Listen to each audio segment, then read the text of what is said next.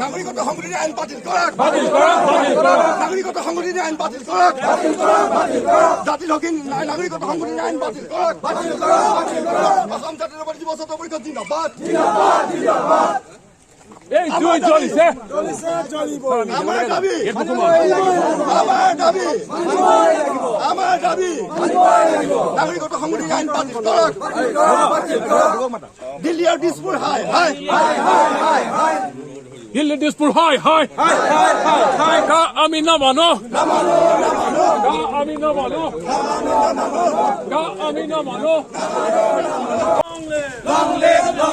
নাগরিকত্ব সংশোধনী আইন বাতিল করো, নাগরিকত্ব সংশোধনী আইন বাতিল করো, এই আইন বাতিল করো।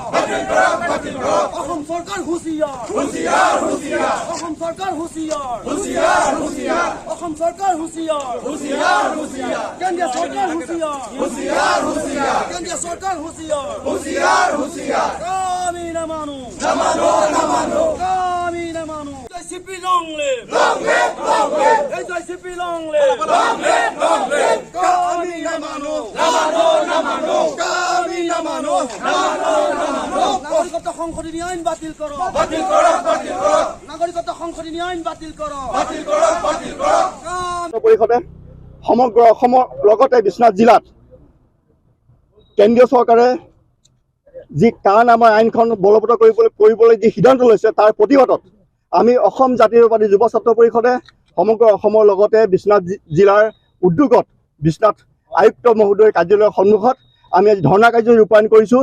এইকাৰণে আমি ধৰ্ণা কাৰ্যসূচী ৰূপায়ণ কৰিছোঁ যিহেতু কাখন এখন অসাংবিধানিকভাৱে আমি গণ্য কৰিছোঁ। এইকাৰণে আমি অসাংবিধানিকভাৱে গণ্য কৰিছোঁ। চাওক, বিগত দিনত অসম আন্দোলন হ'ল, ভাষা আন্দোলন হ'ল, তাৰ পাছত অসম চুক্তি ৰূপায়ণ হ'ল, শ শ আমাৰ নিচিনা ডেকা শ্বহীদ হ'ল, তাৰ বিনিময়ত অসম চুক্তি ৰূপায়ণ হ'ল। তাৰ পাছতো অলৰেডি ব্ৰিটিছৰ দিনৰ পৰাই অসমত এখন আইন প্ৰযোজ্য হৈ আছিলে, যোনখন আইন হৈছে যে Bengal eastern frontier regulation act 1873। আৰু সেইকাৰণে বেংগল ইষ্টাৰ্ণ ৰেগুলেশ্যন এক্টখনৰ আধাৰতে আমি গণতান্ত্ৰিক প্ৰক্ৰিয়াৰে ৰাজপথত আন্দোলন কৰাৰ উপৰিও ভাৰতৰ উচ্চতম ন্যায়ালয়তো আমি ইয়াৰ ইনাৰলাইন পাৰ্মিটৰ বিৰুদ্ধে আমি মানে বলবৎ হ'ব লাগে বুলি আমি আপিল কৰিছোঁ। কথাটো হ'ল কি, যিহেতু এখন আইন ভাৰতৰ গৃহমন্ত্ৰীয়ে এখন অধিসূচনাৰ যোগেদি এই আইনখন গৃহীত কৰিব নোৱাৰে। এইকাৰণে নোৱাৰে যিহেতু ILP-খন ইতিমধ্যে অসমত প্ৰৱৰ্তন হৈ আছে। সেইকাৰণে আমি এই ILP যিহেতু প্ৰৱৰ্তন হৈ আছে, সেইকাৰণে আমি উচ্চতম ন্যায়ালয়ত ইয়াৰ মানে আইনখনৰ বিৰুদ্ধে আমি আপিল কৰিছোঁ। গতিকে চাওক, প্ৰতিটো ক্ষেত্ৰতে যে সংশোধনী নাগৰিকত্ব আইনৰ আধাৰত যি বলবৎ কৰিব বিচাৰিছে অসমীয়া জাতি, ইয়াক ধ্বংস কৰাৰ এটা প্ৰক্ৰিয়া চলিছে। গতিকে আমি এই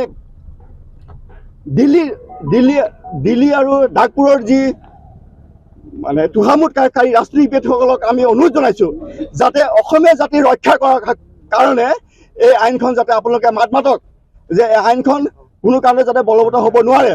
অসমীয়া জাতি নহ'লে শেষ হৈ যাব। বিগত দিনত ইয়াৰ কাৰণে শ শ আমাৰ নিচিনা ডেকা ল'ৰা হেৰুৱাই গৈছে। আৰু এই আইনখনৰ আধাৰত অবৈধ বিদেশী আমি বুজা ল'ব নোৱাৰোঁ। ইতিমধ্যে 20 বছৰ আমি বুজা লৈছোঁ। অসম আন্দোলন চুক্তিৰ নামত, অসম চুক্তিৰ নামত আমি 20 বছৰৰ বিদেশী বুজা অলৰেডি লৈছোঁ। আৰু কাৰ নামত আৰু বিদেশী বুজা আমি ল'বলৈ নোৱাৰোঁ। গতিকে এই কথাখিনি অসমৰ ৰাইজে জ্ঞাত হওক, আমাৰ দিছপুৰ আৰু দিল্লীয়ে এই কথাখিনি বুজিবলৈ চেষ্টা কৰক। এইখিনি আমাৰ দাবী।